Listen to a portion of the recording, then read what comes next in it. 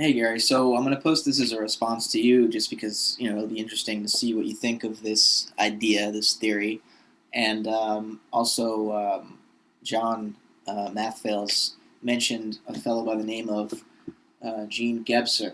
And this is one of his books, The Ever-Present Origin, where he outlines what he sees as uh, a series of mutations, of four mutations through five structures of consciousness that the human being has moved through over the course of its history. So, in other words, the species Homo sapien um, has had five radically different ways of not only thinking about the world or conceiving of the world, but five ways of actually sensing the world. Because according to Gebser, and I'll tell you the five structures of consciousness that he lists: the archaic, the magic, the mythic, the mental, and the integral. Um, According to Gebser, human beings in any of these structures in particular experience the world in a fundamentally different way. Um, again, not only conceptually, but actually at a sensory level. For example, he says that human beings in the magic structure couldn't distinguish between blue and green, and he shows evidence of this based on some of their artifacts, how they didn't yet distinguish between earth and sky. That was a accomplishment of the mythic structure of consciousness. And so the idea here is that there's an evolution going on, that human beings, that our psychology, if you want to call it that, I'd rather say it's our consciousness, is mutating over time, changing and evolving. And as it evolves, in some ways, it gets further away from an understanding of the universe, but in other ways, it becomes more capable of understanding it at a deeper level.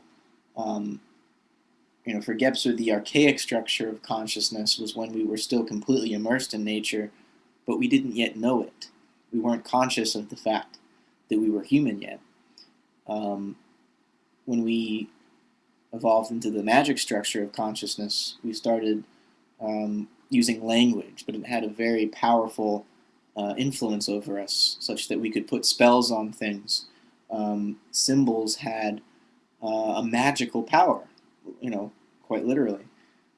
As we mutated into the mythic realm, our language still had a lot of power over us, but we began to tell more coherent stories about how the universe came to be, and sort of withdrew ourselves from being immediately wrapped up in all these bizarre magical powers everywhere.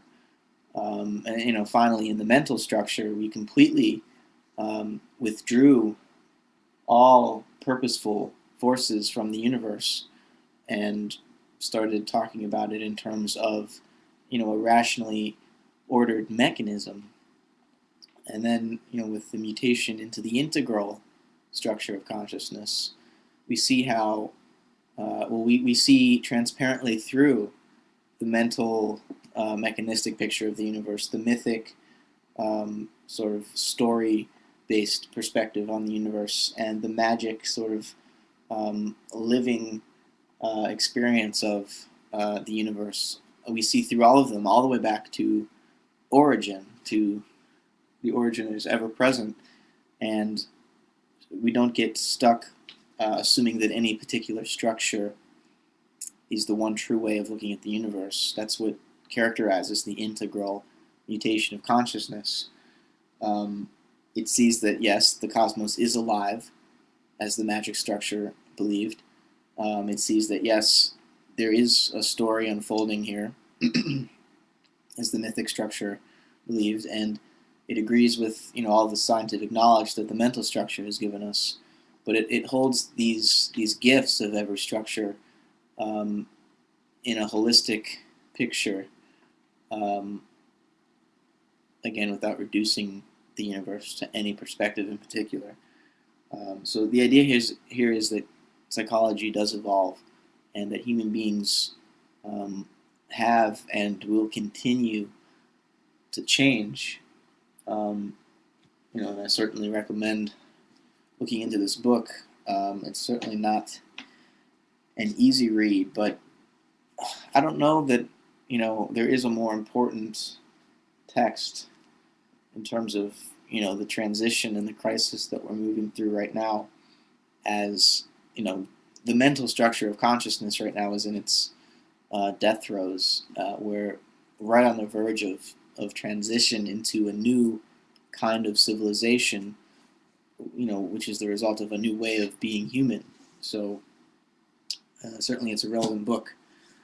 But yeah, I just wanted to give a short summary of the idea. And there's, Mathales mentioned a couple other psychologists who have done similar studies about the way human beings evolve on a psychological level. And it's a very important concept that I think deserves, perhaps more discussion, but at least deserves some of, our attention, even if we don't discuss it on YouTube.